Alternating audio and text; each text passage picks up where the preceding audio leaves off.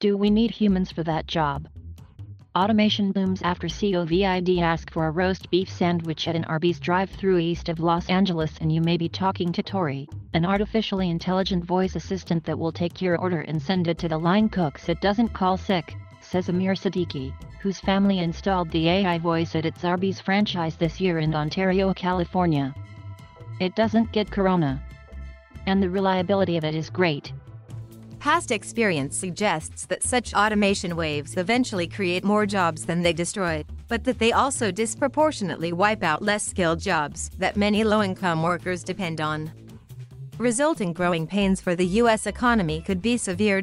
If not for the pandemic, Siddiqi probably wouldn't have bothered investing in new technology that could alienate existing employees and some customers. But it's gone smoothly, he says. Basically, there's less people needed, but those folks are now working in the kitchen and other areas. Ideally, automation can redeploy workers into better and more interesting work, so long as they can get the appropriate technical training, says Johannes Menius, an economist at the University of Redlands. But although that's happening now, it's not moving quickly enough, he says. Worse, an entire class of service jobs created when manufacturing began to deploy more automation may now be at risk. The robots escaped the manufacturing sector and went into the much larger service sector, he says. I regarded contact jobs as safe. I was completely taken by surprise. Employers seem eager to bring on the machines. A survey last year by the nonprofit World Economic Forum found that 43% of companies plan to reduce their workforce as a result of new technology. Since the second quarter of 2020, business investment in equipment has grown 26%, more than twice as fast as the overall economy. The fastest growth is expected in the roving machines that clean the floors of supermarkets, hospitals, and warehouses, according to the International Federation of Robotics, a trade group. The same group also expects an uptick in sales of robots that provide shoppers with information or deliver room service orders in hotels. Restaurants have been among the most visible robot adopters. In late August, for instance, the salad chain Sweetgreen announced it was buying kitchen robotics startup Spice, which makes a machine that cooks up vegetables and grains and spouts them into bowls. Scott Lawton, CEO of the Arlington, Virginia-based restaurant chain Bar Taco, was having trouble last fall getting servers to return to his restaurants when they reopened during the pandemic.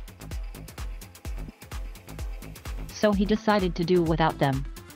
With the help of a software firm, his company developed an online ordering and payment system customers could use over their phones. Diners now simply scan a barcode at the center of each table to access a menu and order their food without waiting for a server. Workers bring food and drinks to their tables. And when they're done eating, customers pay over their phones and leave.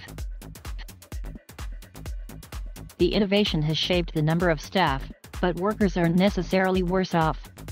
Each Bar Taco location, there are 21, now has up to 8 assistant managers, roughly double the pre-pandemic total. Many are former servers, and they roam among the tables to make sure everyone has what they need. They are paid annual salaries starting at $55,000 rather than hourly wages. Tips are now shared among all the other employees, including dishwashers, who now typically earn $20 an hour or more, far higher than their pre-pandemic pay. We don't have the labor shortages that you're reading about on the news, Lawton says. The U.S. economy lost a staggering 22.4 million jobs in March and April 2020. When the pandemic gale hit, the U.S. hiring has since bounced back briskly. Employers have brought back 17 million jobs since April 2020. In June, they posted a record 10.1 million job openings and are complaining that they can't find enough workers. Mark Zandi, chief economist at Moody's Analytics, expects employers are likely to be scrambling for workers for a long time. In addition, large numbers of baby boom workers are retiring. The labor market is going to be very, very tight for the foreseeable future, Zandi says. For now, the short-term benefits of the economic snapback are overwhelming any job losses from automation, whose effects tend to show up gradually over a period of years. That may not last.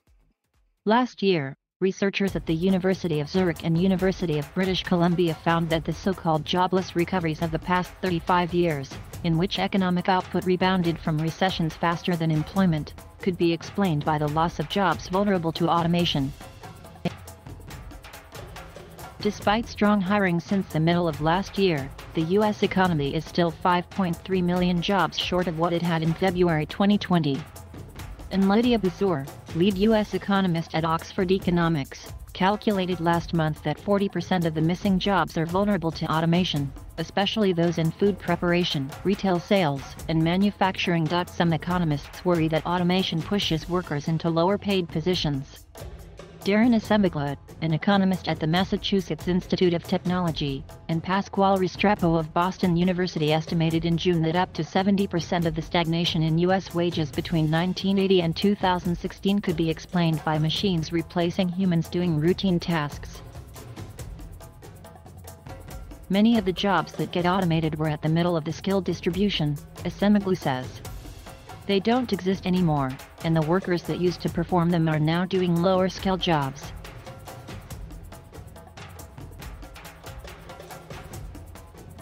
Thank you for watching.